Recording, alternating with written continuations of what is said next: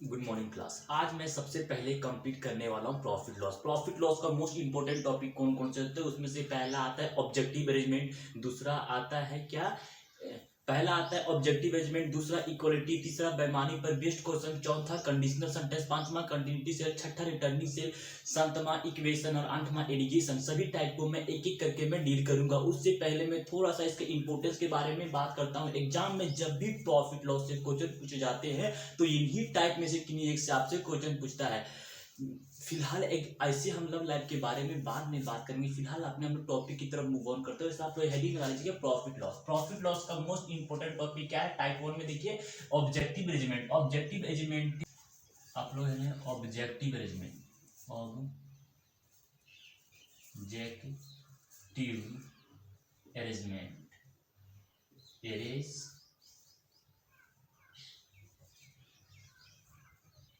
AENT क्या है? आप लोग हेडिंग लगा लीजिए ऑब्जेक्टिव अरेंजमेंट। ऑब्जेक्टिव अरेंजमेंट पर मेनली जो है 4 तरह के क्वेश्चन पूछे जाते हैं। सभी टाइप को मैं एक एक करके डील करूंगा। फिलहाल हम लोग ऑब्जेक्टिव अरेंजमेंट के टाइप नंबर 1 की तरफ मैं मूव ऑन करता हूं, इसीलिए आप लोग लिखिए टाइप नंबर 1। ऑब्जेक्टिव अरेंजमेंट का टाइप नंबर हम लोग 1 लिखते हैं। क्या मैंने बोला कि सबसे पहले आप लोग है ऑब्जेक्टिव अरेंजमेंट। ऑब्जेक्टिव अरेंजमेंट में किस तरह से क्वेश्चन पूछे जाते हैं, सभी क्वेश्चंस को मैं एक एक तरह के डील करूँ, टाइप वाइज मैं कंप्लीट करूंगा। टाइप नंबर 1 में किस तरह से क्वेश्चन पूछे, एग्जाम्पल नंबर 1 के थ्रू हम लोग समझने की कोशिश करते हैं। एग्जाम्पल नंबर क्या आप लोग 1 लगा लीजिए। जैसे बोलता 20 वस्तु का क्रय मूल्य, 20 वस्तु का क्रय मूल्य, 20 वस्तु का क्रय मूल्य 15 वस्तु के विक्रय मूल्य के विक्रय मूल्य के बराबर है। तो लाभ और हानि प्रति, तो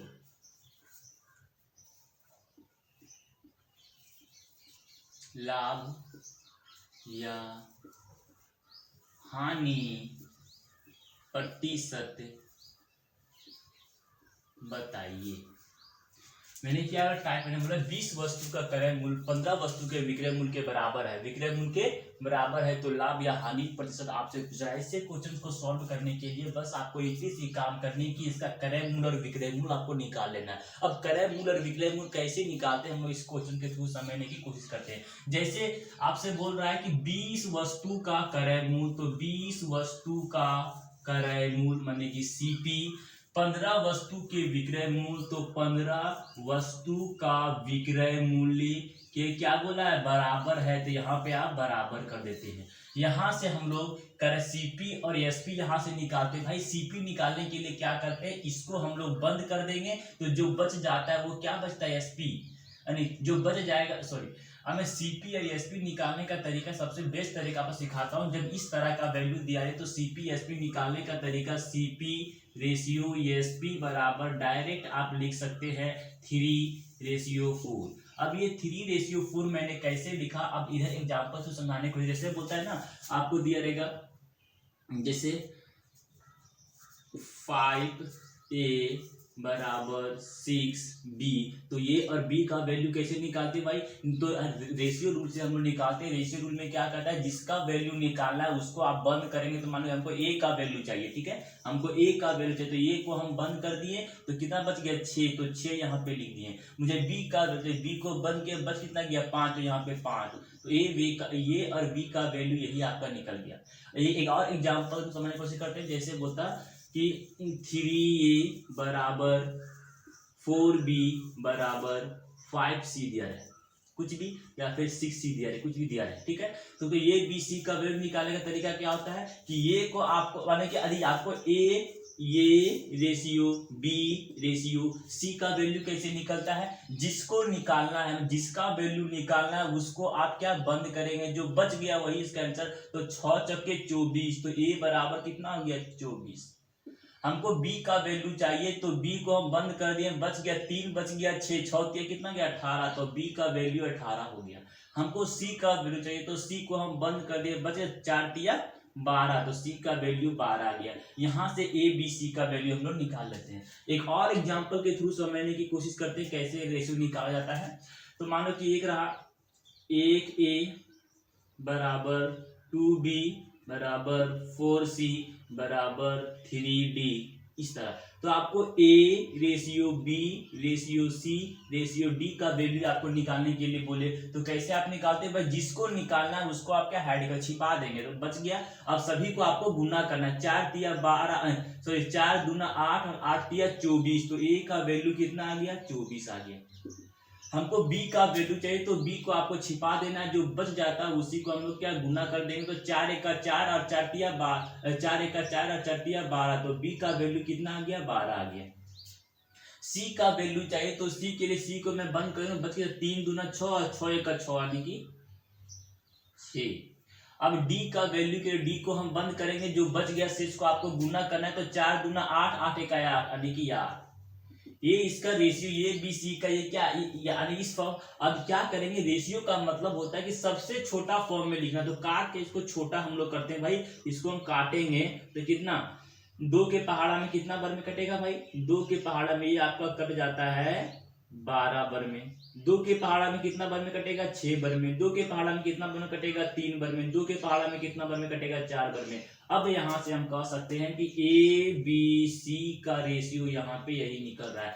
इसी है ना, इसी रेशियो रूल का मैंने यहाँ पे अप्लाई करके डायरेक्ट अब हम लोग निकालेंगे, यहाँ पे बार बार काट छाट नहीं करेंगे। यानी कहने का मतलब ये है कि रेशियो रूल का एक तरीका होता है, रेशियो रूल के किसी भी क्वेश्चन को इस तरह से वैल्यू निकालना हो तो आपको क्या करना है, जिसको निकालना है उसको आपको बंद करना है, शेष को आपको गुना करना है। ये निकाला तो ए को मैं बंद किया, शेष को गुना के 6 डिग्री, बी निकालना है, बी को बंद किए तो बी का बच के 5 का 5 लिख दिए। इसमें यदि हमको अब इसी में यदि मैं कहूँगा ये निकालना, तो ये को बंद किया, शेष को गुना के 6 चक्के 24, इसका वैल्यू इसको बंद किए 6 तिया 18 18 कर दिए, इसको बंद किए, इसका बस सी का वैल्यू निकालने के लिए इसको बंद किए, तो बच कितना गया 4 तिया 12, तो 12। इसी तरह से हम लोग वैल्यू निकालते हैं। ठीक इसी रेशियो रूल का हम लोग अप्लाई यहाँ भी करते हैं कि यदि इसका वैल्यू निकालने के लिए क्या किया जाता है, हमको सीपी चाहिए, तो सीपी रेशियो एसपी मुझे निकालना, तो क्या करेंगे भाई, सीपी निकालने के लिए इसको हम बंद करेंगे, तो बच कितना गया, यहाँ पे बच गया 15, तो 15। हमको एसपी निकालना है, तो एसपी को हम बंद कर दिए, तो बच कितना गया 20, तो ये एसपी बराबर यहाँ पे 20 निकल गया। इसको क्या करना है कि आपको सुविधा के लिए कन्वीनियंस के रेशियो का मतलब होता है कि सबसे छोटा फॉर्म में आपको लिखना होता है। तो ये देखिए, और किसी पहाड़ से कट रहा था, हाँ भाई कट रहा है 5 के पहाड़ा में, ये आपका जो 3 बर में कट रहा है, और ये आपको 5 के पहाड़ा में 4 बर में कट रहा है। यानी कि यहां से कहने का मतलब ये सीपी बराबर 3 दे दिया, एसपी बराबर 4 दे दिया। ठीक है, तो आपको क्या पूछा, अब जो भी क्वेश्चन आपसे पूछे, यहाँ से सारे क्वेश्चन का सोल्यूशन मैं यहाँ से निकाल सकता हूँ। फिलहाल आपसे क्या पूछा, बोला कि लाभ या हानि प्रतिशत, तो भाई खरीद रहा है 3 रुपया में, बेच रहा है 4 रुपया, मतलब क्या उसे प्रॉफिट हुआ, इसीलिए हम क्या करेंगे, प्रॉफिट प्रतिशत बराबर, फॉर्मूला क्या होता है, प्रॉफिट का प्रॉफिट बराबर क्या है, प्रॉफिट लिखिए, तो प्रॉफिट के लिए क्या किया था भाई, दोनों के बीच का अंतर कितना, 1, तो 1 लिख दिए, बाय क्रय मूल्य कितना 3% के लिए क्या करते हैं 100 से गुना करते हैं। इसको यदि आप सॉल्व करेंगे तो आएंगे 33.1/3%, यही आपका क्या होगा आंसर हो जाएगा। समझ में आ गया। हाँ, बस मैंने इसमें इतनी सी बात की है कि जैसे जैसे क्वेश्चन बोला वैसे वैसे मैं लिख के सीपी एसपी निकालने की कोशिश की। कैसे भाई, जैसे 20 वस्तु का क्रय मूल्य, 15 वस्तु के 20 वस्तु का क्रय मूल्य, 15 वस्तु के विक्रय मूल्य, 15 वस्तु के विक्रय मूल्य के बराबर है, तो बराबर यहाँ से हम डायरेक्ट वैल्यू यहाँ पे सीपी एसपी का वैल्यू हम डायरेक्ट 3:4 के अनुपात में निकाल सकते थे, लेकिन स्टार्टिंग में इसी जैसे मैं यहाँ पे काट के बताने की कोशिश की है, तो 3:4 के अनुपात में यहाँ पे आ गया। ठीक है, अब ये मतलब सीपी निकल गया, एसपी निकल गया, तो लाभ और हानि तो आराम से निकाल सकते हैं भाई। यहाँ से क्या लाभ कितना का हुआ, 1 बाय क्रय मूल्य इंटू 100 सॉल्व के ही मेरा आंसर हो गया। अब इसको हम नेक्स्ट एग्जांपल के थ्रू इसी को समझाने की कोशिश करते हैं।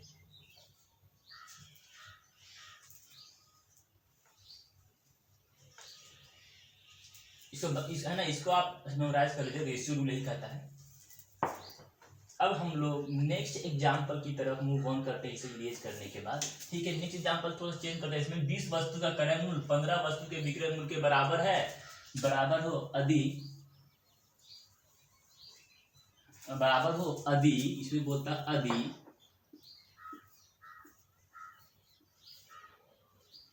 क्रय मूल्य सीपी एंड एसपी यानी कि विक्रय मूल्य का अंतर, क्या बोले, अंतर, हाँ अंतर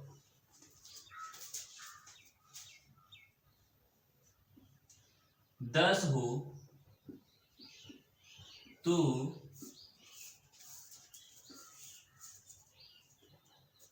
इसका अंतर 10 हो तो क्रय मूल्य कितना हो, क्रय मूल्य कितना होगा। क्या करना है, बस मैंने क्या बोला कि टाइप 1 के किसी भी क्वेश्चन को सॉल्व करने के लिए बस आपको इतनी सी काम करनी है कि इसका क्रय मूल्य और विक्रय मूल्य किसी भी तरह से आपको निकालना है। तो निकालने की कोशिश हम लोग करते हैं। जैसे आपसे जैसे आपसे बोल रहा है कि 20 वस्तु का क्रय मूल्य, तो यहाँ पे क्या लिखेंगे, 20 लिखेंगे। क्रय मूल्य के लिए हम सीपी लिख दिए। क्या है, 15 वस्तु के विक्रय मूल्य, तो 15 वस्तु के विक्रय मूल्य के क्या है, बराबर है, तो बराबर यहाँ से क्रय मूल्य और विक्रय मूल्य का रेशियो हम निकालते कैसे भाई, पहले काट के, इसे जो कट रहा है तो काट के इसको पहले हम छोटा कर देते हैं। तो 5 के पहाड़ा में ये कितना बार में कटेगा भाई, 5 के पहाड़ा में ये वाला पार्ट जो मेरा कितना बार में कटेगा, 4 बार में कटेगा। 5 के पहाड़ा में ये वाला पार्ट मेरा कितना बार में कटेगा, ये 3 बार में कटेगा, यानी कि 4 सीपी बराबर 3 एसपी दिया हुआ, ठीक दिया गया। अब मुझे जो भी निकालना है सीपी रेशियो एसपी का वैल्यू निकालने के लिए मुझे क्या करना पड़ेगा, सीपी रेशियो एसपी का वैल्यू निकालें, सीपी निकालें, इसको बंद हम कर देते हैं तो बस कितना गया 3, सीपी बराबर 3 हो गया, एसपी बराबर कितना हो गया भाई, हाँ एसपी के लिए क्या 4 हो गया, तो यहाँ पे 4, एसपी निकल गया 3 और सीपी बराबर 4 हो गया।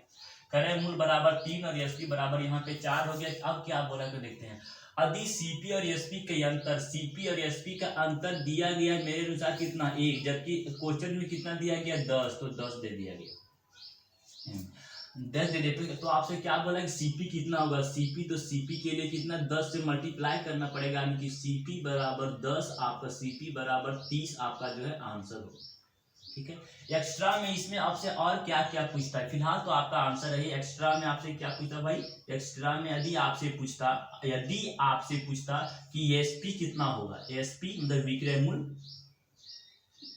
कितना होगा, तो आप क्या करते हैं, एसपी कितना होगा, तो आप क्या करते हैं भाई, एसपी कितना दिया गया है, एसपी दिया गया 4 भाग 4 यानी कि 4 दिया गया, 4 और इसमें 10 गुना, इससे हम क्या एसपी बराबर कितना 4 दिया गया है, इसको 4 यानी कि 4 ये भाग दिए गए, 4 भाग दिया गया है, इसका वैल्यू आपको पुट करना, 4 एक 4 करना, ये एक भाग, समझे, ये जो है ना एक भाग बराबर ये दिया गया है कितना 10 दिया गया है। तो एसपी बराबर 4 भाग बराबर 4 भाग का वैल्यू पुट करते, 4 का 4 लिखते, एक भाग का वैल्यू कितना 10 आ गया, इसको हम लोग सॉल्व करेंगे कितना आएगा भाई 40, तो 40 इसका जो है एसपी इसका आंसर होता है। यदि माने ये आपका आंसर हो गया। यदि आपसे पूछता कि लाभ और हानि प्रतिशत बताइए, लाभ या हानि प्रतिशत बताइए, तो लाभ और हानि के लिए क्या कहता है भाई, प्रॉफिट प्रतिशत के फॉर्मूला कहता है, प्रॉफिट प्रतिशत बराबर क्या होता है, प्रॉफिट और दोनों के अंतर बाय क्रय मूल्य कितना दिया गया 3 दिया गया, कि प्रतिशत के लिए क्या 100 से दिया मल्टीप्लाई करते, इसको सॉल्व करेंगे तो 33.1/3% आपका क्या होता आंसर होता। अब हम लोग नेक्स्ट एग्जाम्पल की तरफ जो है बढ़ने की कोशिश करते हैं, इसे इरेज करता हूँ। अब इसी क्वेश्चन में हल्का सा मैं इरेज कर दिया। यदि आपसे बोले 20 वस्तु का क्रय मूल्य 15 वस्तु के विक्रय मूल्य के बराबर है, यदि बोला कि यदि एसपी 16 है तो लाभ या हानि पर बताइए। एसपी 16 है तो सीपी बताइए, सीपी क्या होगा। यानी कि इस क्वेश्चन को सॉल्व करने के लिए क्या होगा, 20 वस्तु का क्रय मूल्य 15 वस्तु के विक्रय मूल्य के बराबर, केवल बराबर तक का वर्ड का यूज करें तो बस आपको इसी सी काम करनी, किसी भी तरह से आपको सीपी और एसपी निकालना है। सीपी एसपी निकालने के लिए जो जो आपको दिएगा वैसे आपको जैसे होता है कि 20 वस्तु का क्रय मूल्य, तो क्रय मूल्य लिख दिए, 15 वस्तु के विक्रय मूल्य, 15 वस्तु के विक्रय मूल्य के बराबर है, तो यहाँ पे हम बराबर कर दें।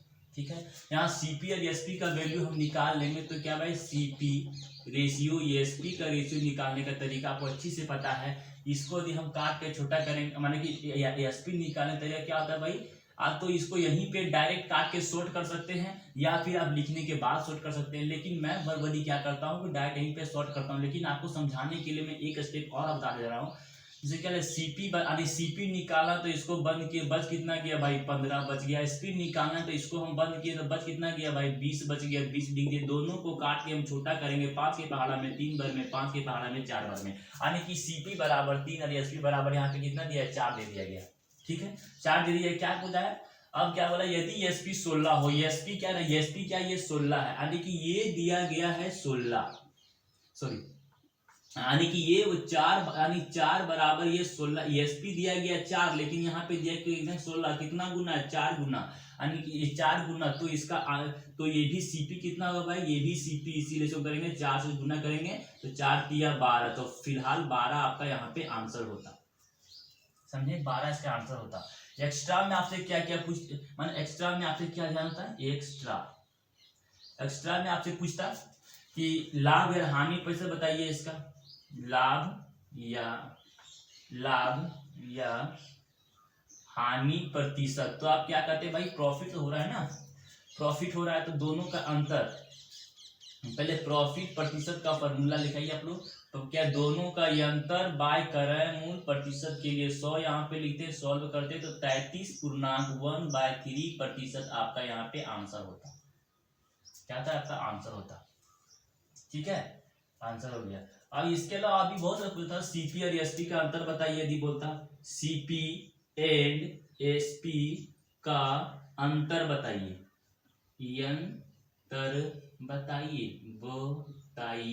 तो आप क्या करते हैं भाई, सीपी कितना दिया गया है, सीपी दिया गया है 12 और एसपी दिया गया है 16, 16 में से 12 को हम घटाएंगे, बच कितना गया 4, तो पर 4 आपका आंसर होता। यदि आपसे बोलता कि सीपी और एसपी का योग बताइए, क्रय मूल्य एंड विक्रय मूल्य का योग बताइए, तो आप क्या करते हैं, योग के लिए दोनों को जोड़ेंगे तो 12 + 16 24 और 4 28, इसका आपका जो है आंसर होता। यदि आपसे पूछता कि इसका योग, कुछ भी पूछे है ना, कुछ भी पूछे दैट्स ऑलवेज इसका उत्तर होता है। ठीक है, अब क्या टाइप 1 के क्वेश्चंस को मैं समझाने की कोशिश की हूँ कि ये इसका जो आंसर हो गया। ठीक है, अब मैंने क्या करता हूँ, टाइप ऑब्जेक्टिव अरेंजमेंट के टाइप नंबर 2 में किस तरह से क्वेश्चंस पूछे जाते हैं, सभी क्वेश्चंस को अब मैं एक एक करके मैं डील करता हूँ। इसी में से क्या चेंज करता है, यदि आपसे बोलते टाइप नंबर 2 में क्वेश्चंस नंबर टाइप नंबर 2 के एग्जाम्पल नंबर 1 की तरफ मैं जो मूव करता हूँ, एग्जाम्पल नंबर 1 में किस तरह से पूछता, यदि आपसे बोलता 20 से, ठीक है, समझने के लिए आपको आसान पड़ेगा, 20 वस्तु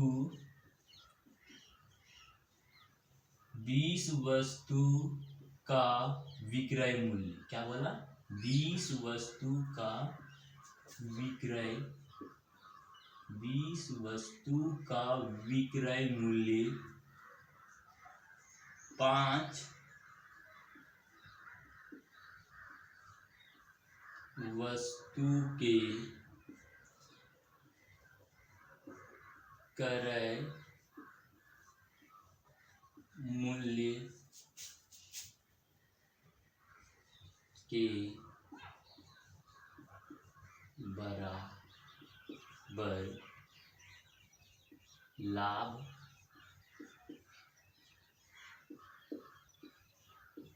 होता है, तो लाभ या हानि प्रतिशत है, तो लाभ या हानि प्रतिशत बताइए। देखिए टाइप 2 में बस अंतर के नाम पर इतना ही है, जो टाइप 1 का टाइप 2 का यही क्वेश्चन, बस इसमें अंतर के नाम पर इतना है। यहाँ क्या बोला कि लाभ वर्ड का यूज कर दिया। कहने का मतलब ये है कि टाइप 1 में क्या बोला था, 20 वस्तु का विक्रय मूल्य 5 वस्तु के क्रय मूल्य के बराबर है यदि वर्ड यानी होता है, वर्ड का यूज करता है, मतलब वो टाइप 1 का क्वेश्चन हो गया। यदि बराबर के बाद यदि लाभ वर्ड का या हानि वर्ड का यूज कर दे तो समझना कि टाइप 2 का क्वेश्चन है। और टाइप 2 के क्वेश्चन को सॉल्व करने के लिए थोड़ा सा आपको मैं टेक्निकल अप्रोच की तरफ ले आ जाता हूं। बस इसमें बस यदि लाभ या हानि वर्ड का बराबर के बाद लाभ या हानि वर्ड का यूज करें तो बस इसमें से आपको इतनी सी बात याद रखनी है। कुछ आपको टेक्निकल अप्रोच ये आपको अप्लाई करना है कि देखिए भाई यहाँ पे क्या दिया है, 5 वस्तु के विक्रय मूल्य के बराबर लाभ हुआ, तो यहाँ को क्या करना है कि इस डेटा के बाद के बाद 2 वर्ड यहाँ पे यूज किया गया, एक क्रय मूल्य और एक लाभ वर्ड, 2 वर्ड का यूज किया गया है। तो इसका वैल्यू, दोनों का वैल्यू दिया गया है। कहाँ पे वैल्यू दिया गया है, ये पहला नंबर हो गया और ये दूसरा नंबर हो गया। तो पहला नंबर का वैल्यू पहले नंबर पे यहाँ पे क्या पहले नंबर पे दिया गया और दूसरा नंबर का वैल्यू ये दूसरे नंबर पे दिया गया। बात समझे, समझने के लिए समझेंगे, माने कि ए वाला इसका वैल्यू जो है, सॉरी ये वाला वैल्यू का मान यहाँ पे दिया गया और ये वाला पहला नंबर वैल्यू का मान जो इसका वैल्यू का मान यहाँ पे आपको दिया गया।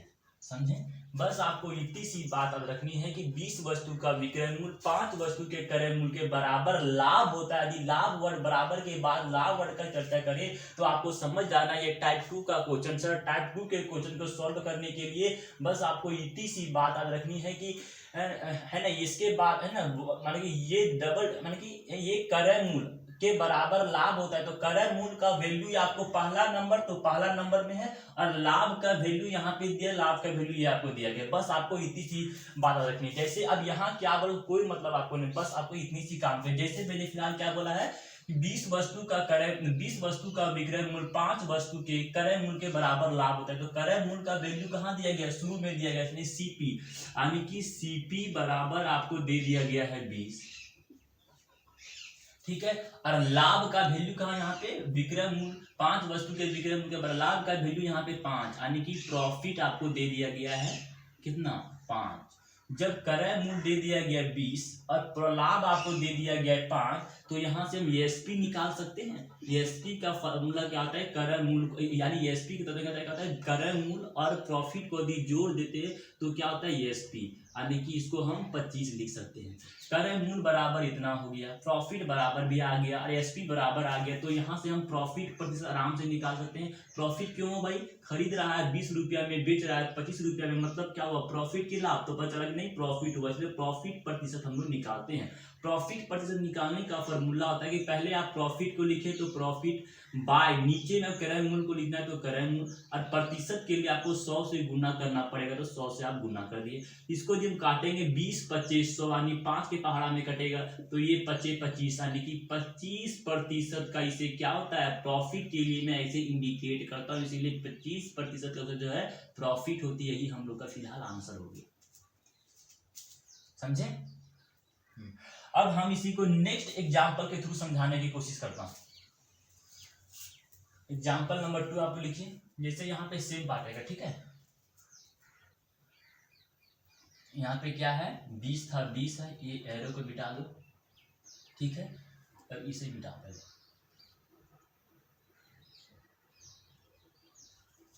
और इसे यहाँ पे हम लोग यूज करते थोड़ा सा।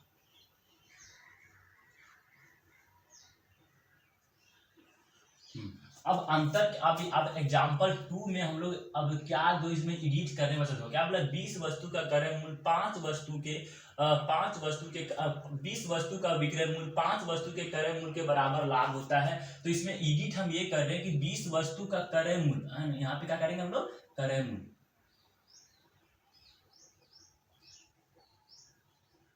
बीस वस्तु का क्रय मूल्य 5 वस्तु के क्रय मूल्य के बराबर लाभ होता है। मतलब आपका ये इसका वैल्यू कहाँ पे दिया गया भाई, यानी इसको हम 10 मान लेते, यानी क्वेश्चन चेंज हो सकता है, इसको मान लो इसको हम 10 कर लेते हैं जैसे कितना, इसको हम 40 करते हैं, ठीक है। अब क्या करते हैं, 40 वस्तु का क्रय मूल्य 10 वस्तु के क्रय मूल्य के बराबर लाभ होता है, तो क्रय मूल्य है ना, ये पहला क्रय मूल्य का वैल्यू कितना भाई, क्रय मूल्य का बराबर यहाँ पे कितना 40 दे दिया गया, ठीक है। और यहाँ पे हानि वर्ड का यूज कर देते हैं, हानि, हानि। और क्या बोला कि 10 वस्तु के क्रय मूल्य के बराबर हानि होता है, तो लॉस बराबर हम क्या कर सकते थे, लॉस बराबर कितना 10 वस्तु क्रय मूल्य दे दिया गया, यानी कि पहला वस्तु का वैल्यू यहाँ पे दे दिया गया, तो क्रय मूल्य का वैल्यू कितना 40, तो 40 लिखे। और दूसरा क्या है, हानि, हानि का वैल्यू कहाँ पे दिया 10, तो यहाँ पे हम 10 कर दिए, ठीक है। तो यहाँ से हम एसपी निकाल सकते हैं। एसपी निकालने का फॉर्मूला देखिए, 40 में खरीदा और 10 उससे लॉस हो गया, मतलब बेच कितना दिया भाई, वो यानी कि 40 में खरीदा और 10 उससे लॉस हो गया, तो सर एसपी कितना, इसका 30 रहा होगा। एसपी बराबर हम 30 कर सकते हैं। यहाँ से हम लॉस प्रतिशत आराम से निकाल सकते हैं भाई। लॉस पर निकालने का फॉर्मूला, लॉस लिखिए बाय क्रय मूल्य, और प्रतिशत के लिए आपको 100 से यहाँ पे गुना करना पड़ेगा, ठीक है। इसको लिए हम सॉल्व करते हैं भाई, 0 से 0 कटेगा, 4 के पहाड़ा में ये मेरा 25 बार में कटेगा, 25 का कितना, यानी कि 25% का इसे क्या हो गया, लॉस हो गया, इसीलिए इसका आंसर यही होता है। अब हम लोग एग्जाम्पल नंबर 3 के थ्रू इसी टाइप को समझने की कोशिश करते हैं। क्या एग्जाम्पल नंबर 3 में क्या बोलता है कि 40 वस्तु का क्रय मूल्य, ठीक है, क्या 40 वस्तु का क्रय मूल्य यहाँ पे कर देते हैं क्रय मूल्य, और 10 वस्तु के यहाँ पे करते हैं विक्रय मूल्य। 10 वस्तु के विक्रय मूल्य के बराबर लाभ होता है। क्या होता है, लाभ होता है। तो आपको लाभ या हानि प्रतिशत पूछा था, क्या बोला भाई, पहला डेटा क्या है, बराबर के पहले और बराबर के बाद का वैल्यू आपको दिया हुआ था, तो बराबर के पहले यानी कि विक्रय मूल्य एसपी बराबर क्या है दिया, 40 वैल्यू, तो 40 हम कर दिए, ठीक है। अब क्या बोल रहा है, लाभ का वैल्यू कितना दिया गया 10, यानी कि प्रॉफिट का वैल्यू दिया गया 10 दे दिए।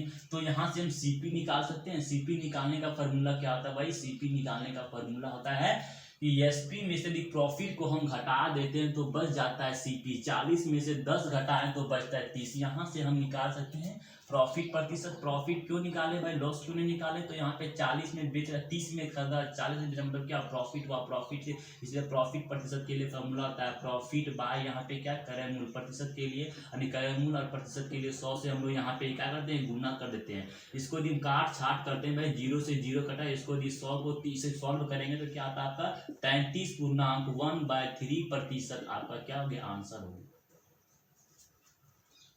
ठीक है।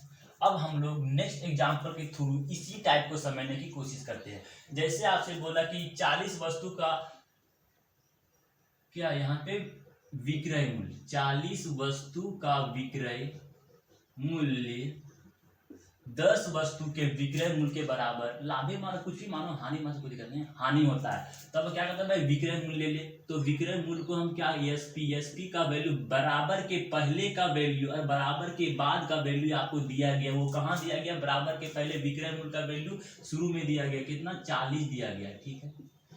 और लाभ प्रॉफिट का वैल्यू कहाँ पे दिया गया, 10 दिया गया, 10 दिया गया। सॉरी, इसको हम क्या करते हैं ना, इसको हानि करते हैं ताकि हमको सेम क्वेश्चन हो जाता है, इसलिए थोड़ा सा हम ट्विस्ट इसमें आते हैं, ठीक है। हानि क्या, ठीक है, पहला विक्रय मूल्य का वैल्यू कहाँ दिया गया, विक्रय मूल्य का वैल्यू 40 दिया है। हानि का वैल्यू कितना गया, लॉस, यानी कि लॉस का वैल्यू दिया कितना गया, 10, तो यहाँ पे हम 10 लिख दिए। 40 में बेच, यानी 40 में बेचा तो उसे 10 का लॉस हो गया, तो इसका सीपी कितना रहा होगा, सीपी इसका कितना रहा होगा भाई, 50 रहा होगा, ठीक है। 50 में खरीद रहा है, 40 मानी 50 में खरीद रहा है, 40 में बेच रहा है, तो क्या उसे लॉस हुआ, इसे लॉस प्रतिशत लिखना पड़ेगा। लॉस के लिए 10 का 10 और 100 पर, यानी कि क्रय मूल्य कितना भाई 50 दिया, प्रतिशत के लिए 100 से आपको यहाँ पे गुना करना पड़ेगा। ये के पहाड़ा में 2 बार में कटेगा, यानी कि 20% का उसे क्या हुआ, लॉस हो गया, इसका जो है आंसर हो जाता, ठीक है। टाइप 1 के क्वेश्चंस को मैंने समझाने की कोशिश की ऑब्जेक्टिव बेस्ड का। टाइप 2 के किस तरह से क्वेश्चन पूछा, बस टाइप 2 में अंतर के नाम पर इतना ही था कि विक्रय मूल्य बराबर वहां पे बराबर है, टाइप 1 में था बराबर के बराबर लाभ या हानि वर्ग पर चर्चा करें, मतलब टाइप 2 का क्वेश्चन है। और टाइप 2 के क्वेश्चन को सॉल्व करने का बस आपको इतनी सी बात रखनी है कि टाइप 2 के बराबर के पहले वाला वैल्यू पहले दिया गया, बाद के वैल्यू बाद वाला वैल्यू होता है, उसका वैल्यू लिख कर सॉल्व कर देंगे, इसका जो आंसर हो जाता है। अब हम लोग ऑब्जेक्टिव एजमेंट के टाइप नंबर 3 की तरफ मैं मूव ऑन करने का सोच रहा हूं। तो इसे टाइप नंबर आप लोग हेडिंग लगा लीजिए 3। टाइप नंबर 3 को पढ़ने से पहले थोड़ा सा आपको मैं एक चीज बताना चाहता हूँ, इसमें थोड़ी सी आपको नोट के रूप में कुछ चीजें लिखनी पड़ेगी। वो चीजें क्या है आप स्क्रीन पे देख सकते हैं। थोड़ा इंक डाल दो।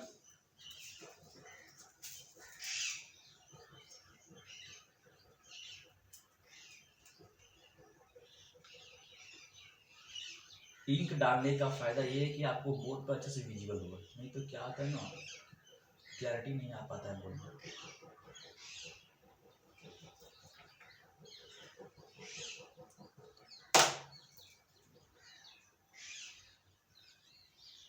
अब क्या करते हैं हम लोग, नोट टाइप 3 के नोट नंबर में आपको लिखना है। नोट में 2 नोट दिखाऊंगा। पहला नोट आपका ये लिखना है कि क्रय मूल्य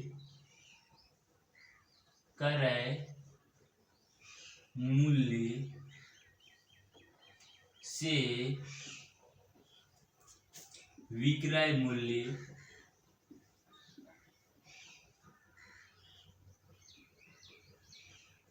निकालना हो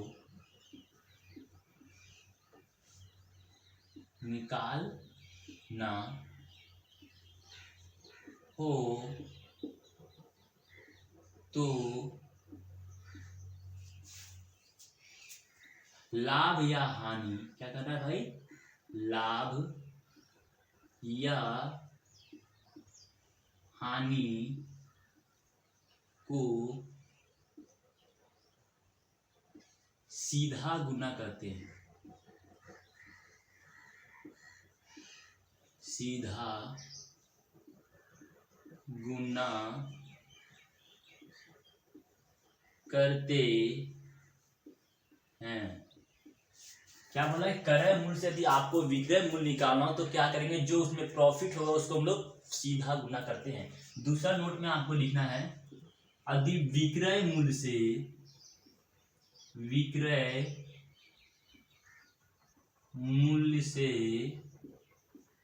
क्रय मूल्य में जाना हो, क्रय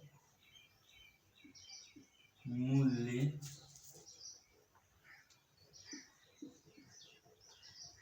निकालना हो तो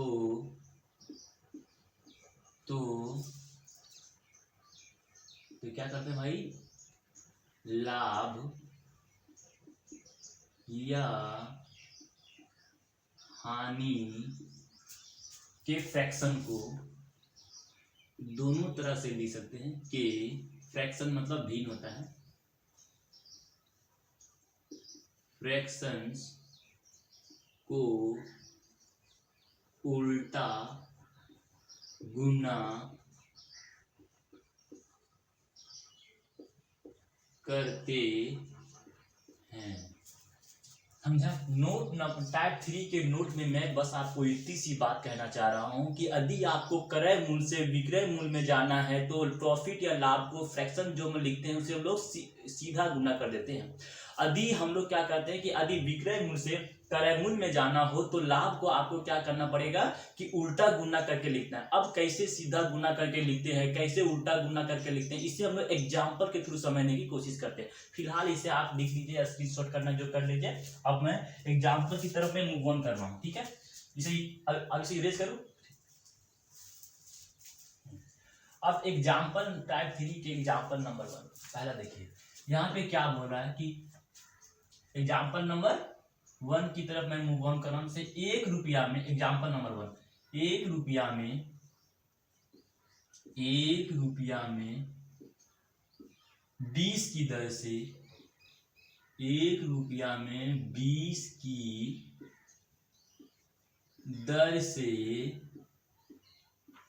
कोई वस्तु कोई वस्तु खरीदी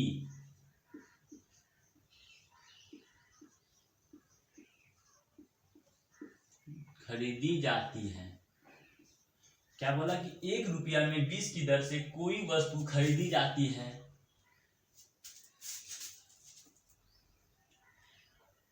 तो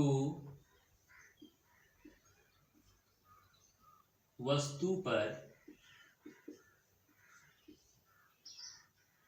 20% या फिर कुछ भी बोलो, 40%, 20% मान लो, 20% का लाभ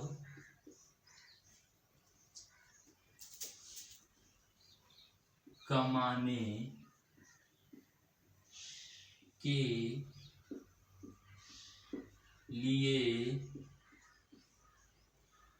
लिए वस्तु को कितनी में बेचनी चाहिए। क्या बोला भाई कि 1 रुपया में 20 की दर से कोई वस्तु खरीदी जाती है, इस पर 20% का लाभ कमाने के लिए वस्तु को कितनी में बेचनी चाहिए। तो बस इसमें से आपको इतनी सी काम करनी है कि रुपया को आपको नीचे बस आपको इतनी सी काम करनी, क्या भाई कि रुपया को आपको ऊपर लिखना है कि 1 रुपया में 20 की दर से, और वस्तु को आपको क्या करना है, नीचे लिखना है। तो हम लोग नीचे यहाँ पे लिख दिए, यानी कि रुपया को आपको ऊपर और संख्या यानी वस्तु को आपको क्या करते हैं, नीचे लिखते हैं। तो वस्तु को नीचे, ये फर्स्ट टाइम है समझाने के लिए इसे मैं लिखूंगा, बार बार इसे मैं नहीं लिखने की कोशिश करूंगा, ठीक है। फिर क्या 1 रुपया में 20 की दर से कोई वस्तु खरीदी जाती है, 1 रुपया में 20 की दर से कोई वस्तु खरीदी जाती है, तो उस पर 20% का लाभ कमाने के लिए, 20% का लाभ कमाने के लिए, इसे हम 20% का लाभ कमाना मतलब कि कितना, 6/5 इसको हम लिख सकते हैं। 6/5 को मैंने सीधा गुना क्यों, सॉरी 20% का लाभ कमाने के लिए इसे हम 6/5 लिख सकते हैं। तो इसको सॉल्व करो, वही आपका जो आंसर होगा।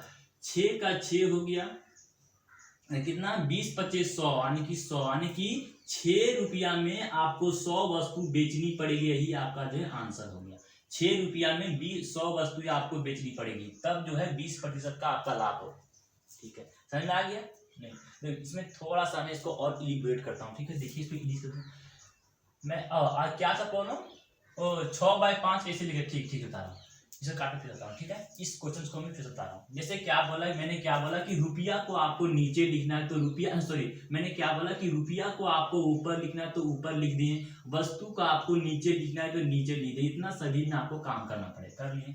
अब क्या बोला कि है ना, 1 रुपया में 20 की दर से कोई वस्तु खरीदी जाती है, खरीदी जा रही है क्रय मूल्य से, और क्या बेचनी चाहिए, मतलब क्रय मूल्य से विक्रय मूल्य में जा रहा है। तो मैंने क्या बोला कि लाभ को आपको जो है सीधा गुना करना है।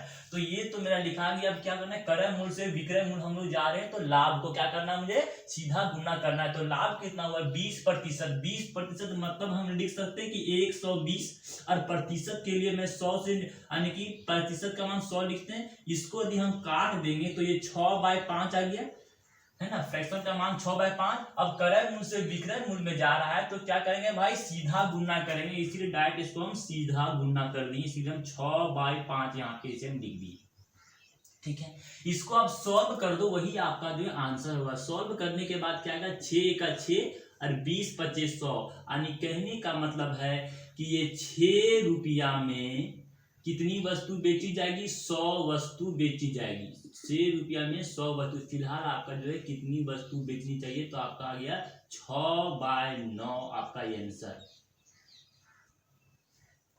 ना, बोला 6/9 आपका, यानी कि आपका फिलहाल आंसर क्या गया भाई, आपका आंसर हो गया 6/100, आपका यहाँ पे क्या गया, आंसर हो गया, ठीक है। समझ में आ गया। अब इसी को हम नेक्स्ट क्वेश्चन के थ्रू समझने की कोशिश करते हैं। जैसे इसको इरेज करूं, समझ में आ गया ना भाई, हाँ ठीक है।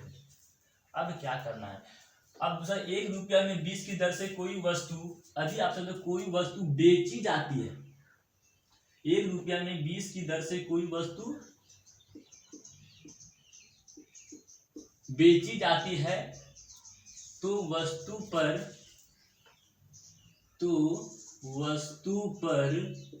20% का लाभ,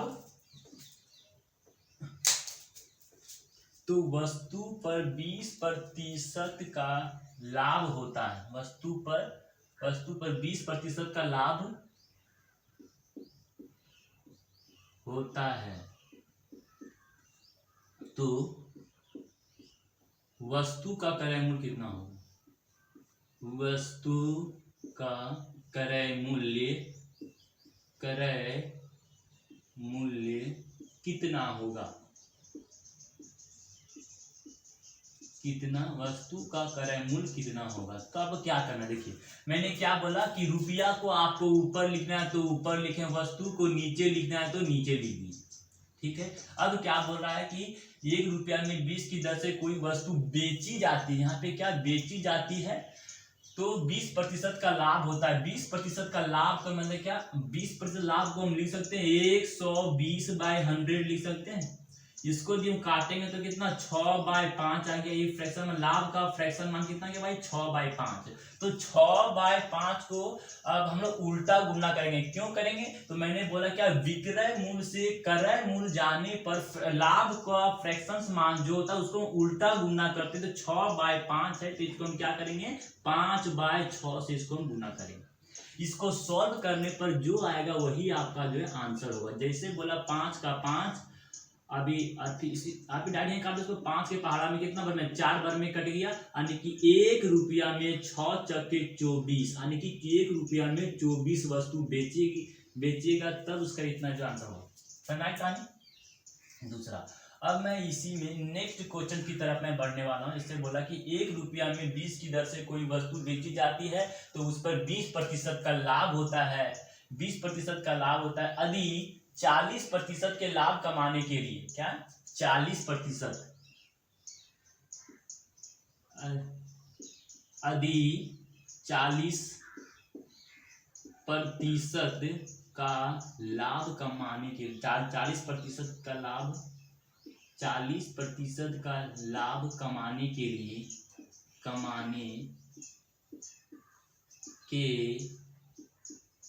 लिए वस्तु को कितनी में बेचनी चाहिए? वस्तु को कितना में बेचनी चाहिए। सेम वही क्वेश्चन से थोड़ा सा ट्विस्ट किया मैं। तो क्या बोला, एग्जांपल नंबर 3 आता है। 1 रुपया यानी कि रुपया को आपको नीचे ऊपर लिखना है, वस्तु का आपको नीचे लिखना है। लिख दिए। उसके बाद आगे क्या बोला है कि 20% का लाभ। 20% का लाभ मतलब कि हम 6/5 लिखते हैं। क्यों भाई 6/5 के 20/100 यहाँ पे लिखें, काटे से हम 6/5 लिखें। तो क्या विक्रय मूल्य से क्रय मूल्य में हम क्या 20 है ना, विक्रय मूल्य से क्रय मूल्य में हम लोग जा रहे हैं। क्या 1 रुपया में 20 की दर से कोई वस्तु बेची जाती है तो वस्तु पर 20% का लाभ होता है। अब विक्रय मूल्य से क्रय मूल्य है ना, विक्रय मूल्य से हम लोग क्रय मूल्य में जा रहे हैं तो क्या करेंगे उल्टा गुना 6/5 कर दी, उल्टा करेंगे तो कितना बच गया 5/6 यहाँ पे लिख सकते हैं। ठीक है। तो ये मेरा क्या हो गया, अब ये मेरा जो है क्रय मूल्य हो गया। क्या ये मेरा सीपी हो गया, क्योंकि वस्तु पर लाभ और हानि मतलब कि ये मेरा क्रय मूल्य हो गया। अब क्या बोल रहा है, यदि वस्तु को 40% के लाभ पर कि लाभ कमाने के लिए कितना, अब इस पर जो है 40% के लाभ मतलब कि क्या हमको क्रय मूल्य से विक्रय मूल्य में जा रहे हैं तो क्या करना पड़ेगा, मुझे सीधा गुना करना है। 40% का लाभ मतलब कि 114/100 यानी कि 7/5 यहाँ पे हम आराम से लिख सकते हैं। तो ये मेरा विक्रय मूल्य। इसको सॉल्व करने पर जो आता है वही आपका आंसर होगा। जैसे 5 के पहाड़ा में कितना बने भाई 2 बार में ये कट गया। अब सबको गुना कर दो तो 7 का 7 हो गया, 6 दूना 12, 12 पचे 60, यानी कि 7 रुपया में आपको 60 वस्तु बेचेगी तब उसे 40% का प्रॉफिट होगा। ये आपका फिलहाल आंसर होगा। इसको लिख लीजिए। समझ में आ गया क्या? एक बार फिर से क्या बोल रहा है, फिर से बोल रहा है। ठीक है, क्या बोला, कहने का मतलब है कि 1 रुपया में 20 की दर से कोई वस्तु बेची जाती है तो उसे मैं लिख दिया। अब बोल रहा है कि 20% का लाभ होता है, तो 20% के लाभ के लिए हम 6/5 लिख सकते हैं, 6/5 लिख सकते हैं। अब देखना है 6/5 को सीधा गुना करना है कि उल्टा गुना करना है। तो यहां से मुझे पता चला कि विक्रय मूल्य है यहाँ पे, क्रय मूल्य में जाना है, तो यानी कि उल्टा गुना करना है, इसीलिए इसे हम 5/6 यहाँ पे लिख दिए। ठीक है, लिखा गया। दूसरा स्टेप में जब ये क्या, यहां से मुझे क्या, ये जब इस पर जब इस वस्तु पर लाभ और हानि लिया गया तो क्या बन गया, ये मेरा जो है सीपी बन गया। अब आगे जो आएगा मेरा एसपी बनेगा। तो क्या बोला कि यदि 40% का लाभ कमाने के लिए, अब इस सीपी पे हम 40% का लाभ कमाना चाहें तो 40% का लाभ मतलब कि 114/100 कर दें, 0 से 0 कटेगा 7/5, यानी कि 7/5 को क्या करूं, सीधा गुना के उल्टा गुना करूं, तो करना पड़ेगा सीधा गुना। क्यों करना पड़ेगा भाई, क्योंकि ये क्रय मूल्य से अब मुझे विक्रय मूल्य पे जाना है, तो सीधा गुना हम क्या करेंगे भाई, सीधा गुना 7/5 करेंगे। इसी को आप सॉल्व कर दो, वही आपका जो आंसर होगा। सॉल्व करो भाई, 5 के पहाड़ा में ये 4 बार में कट गया तो कितना 7 हो गया, काटो। 5 के पहाड़ा में कितना बार में, ये 4 बार में कट गया तो कितना बच गया भाई 7 और के 5 चौके 20, ठीक है 7 हो गया, और 6 चौके 24, 24 और चौके 4 दूना 8 और 16 यानी कि 96। इतना आपका जो है आंसर हो जाता है। कैसे भाई, समझ में आया कैसे? सो काटने तो स्पीड को देखते थोड़ा सा काटे सॉल्व, ये इसको 5 का 5 यहाँ पे इसको आप सॉल्व करो, जो आएगा वही आपका जो आंसर। सॉल्व करते तो 5 का 5 यहाँ पे कैंसिल हो गया। अब 7 का 7 यहाँ पे हम लिख दिए, और क्या 6 दूना 12 यानी कि 120 आपका जो है क्या हो गया, आंसर हो गया। 7 रुपया में 120 वस्तु बेची जाएगी, वही आपका जो है आंसर हो गया। अब हम लोग टाइप नंबर 3 की तरफ मैं मूव ऑन करता हूँ। ऑब्जेक्टिव अरेंजमेंट में टाइप नंबर 3 की तरफ मैं थोड़ा सा आगे बढ़ता हूँ। टाइप नंबर 3, टाइप नंबर 4 हो गया, 3 हो गया, 4 की तरफ मैं मूव ऑन करता हूँ। जैसे टाइप नंबर 4 के किस तरह से क्वेश्चन पूछे जाते हैं, एग्जाम्पल के थ्रू हम इसे समझने की कोशिश करते हैं। जैसे बोलता है कि 1 रुपया में 20 की दर से कोई वस्तु, 20 की दर से कोई वस्तु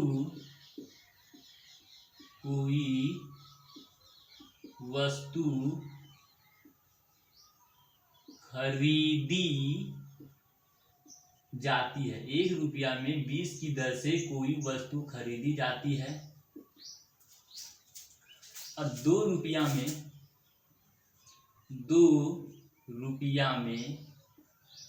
5 की दर से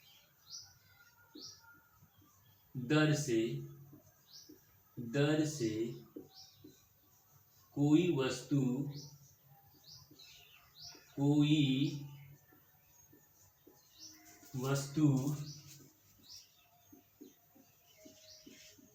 बेची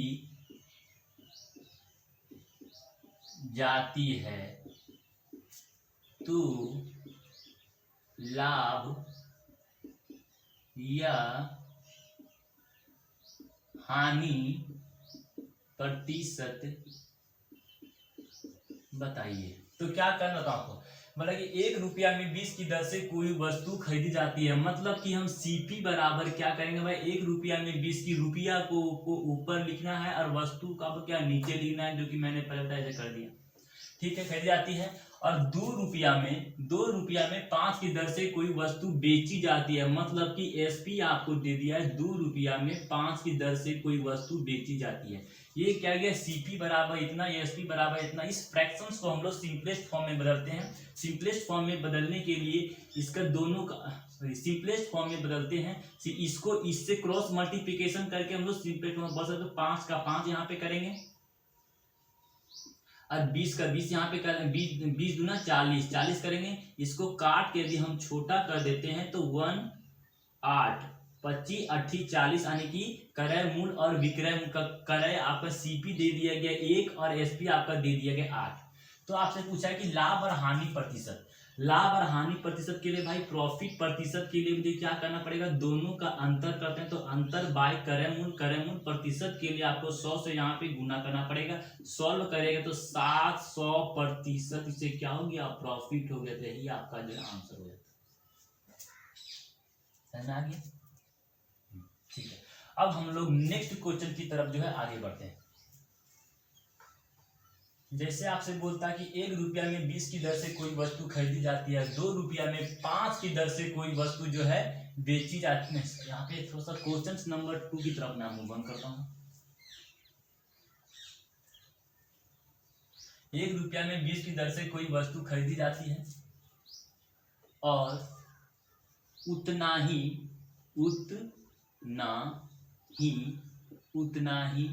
वस्तु 2 रुपया में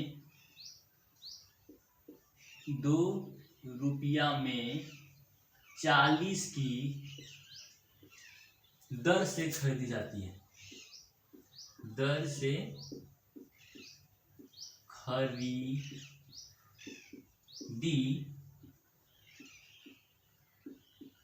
जाती है। यदि वे सारी वस्तु को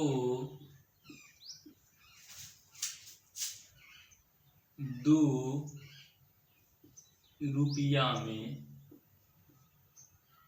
60 की दर से बेचे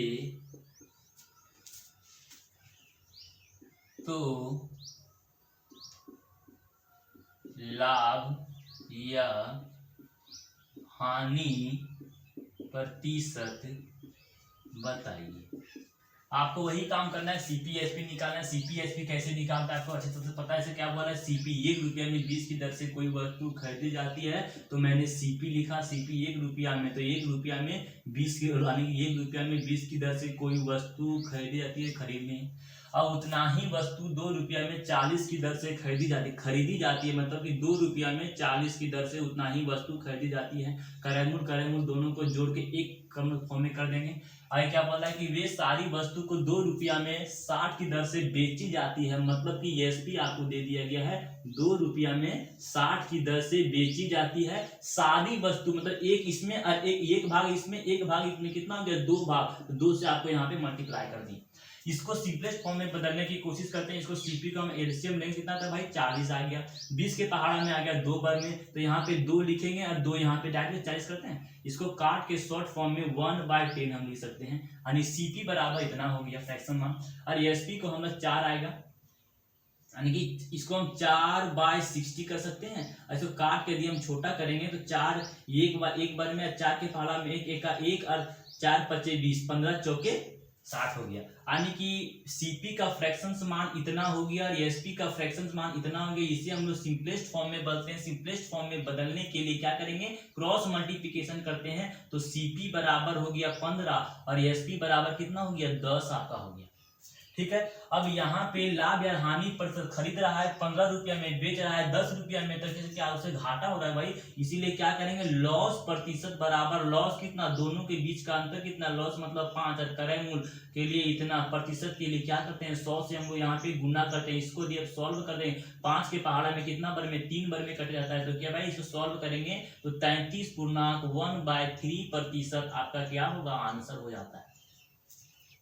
समझ आ गया। अब हम लोग इसी में एग्जाम्पल नंबर 2 की तरफ हम लोग जो है, यानी एग्जाम्पल नंबर 2 के एग्जाम्पल नंबर 3 की तरफ हम लोग मूव ऑन करते, इसे इरेज करता हूँ, स्क्रीनशॉट ले लीजिए इसे।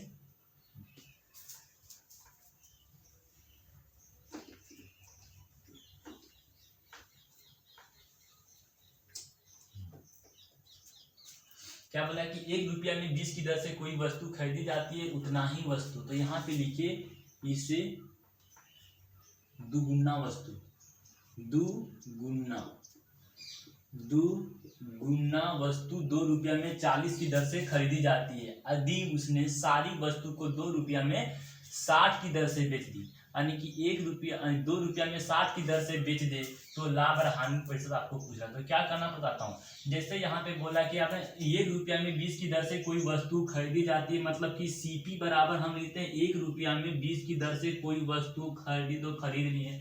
दूसरे दुगुना वस्तु 2 रुपया में 40 की दर से खरीदी जाती है, 2 रुपया में 40 की दर से कोई वस्तु खरीदी जाती है, कितना, तो 2 गुना। तो यहाँ पे आपको मल्टीप्लाई करना पड़ेगा 2 गुना, ठीक है। अब क्या बोला, अब दोनों सीपी को हम लोग जोड़ देंगे, यहाँ पे आगे शुरू करेंगे। अब क्या बोला, यदि सारी वस्तु को 2 रुपया में 60 की दर से बेची जाती है, बेची मतलब क्या करेंगे, एसपी करेंगे, और एसपी कितना है, 2 रुपया में 60 की दर से बेची जाती है, कितने, सारी वस्तु को 2 भाग ये वाला और 1 भाग ये वाला, यानी 3 भाग, यानी 3 से आपको यहाँ पे मल्टीप्लाई करना पड़ेगा। इसको आप सॉल्व करोगे, यदि इसका हम एलसीएम निकालते भाई, कितना को एलसीएम निकालेंगे तो 40 यहाँ पे हो गया, 20 के पहाड़ा में ये 2 वर्ग में तो 2 यहाँ पे हो गया, और 4 यहाँ पे कितना गया, 6 लिखेंगे, और यहाँ पे इसको निकालने की कोशिश करते हैं। तो ये 3 दूना 6, और 3 के इसको काटेंगे, छोटा करेंगे तो 3 के पहाड़ा में 20 वर्ग में, यानी कि 1/10, इसे हम डायरेक्ट लिख सकते हैं। इसके हम लोग सिंपलेस्ट फॉर्म में बदलने के लिए क्रॉस मल्टीप्लिकेशन करते हैं, तो क्रॉस या फिर डायरेक्ट इसको यहाँ से इसको काट सकते हैं। फिर आप क्रॉस मल्टीप्लिकेशन कर दो, काटेंगे तो 0 से 0 यहाँ पे कटेगा, तो 0 से 0 यहाँ पे कट गया भाई। तो क्रॉस मल्टीप्लिकेशन इसको हम लोग कर सकते हैं, तो 6 का 6 इसको करेंगे, 6 का 6, 4 का 4, यानी कि 4 का 4, यानी कि सीपी बराबर आपका 6 दे दिया गया है और एसपी बराबर आपका 4 दे दिया गया है। तो आपसे लाभ और हानि प्रतिशत बोले तो आप क्या करेंगे भाई, यानी कि खरीद रहा है 6 रुपया में, बेच रहा है 4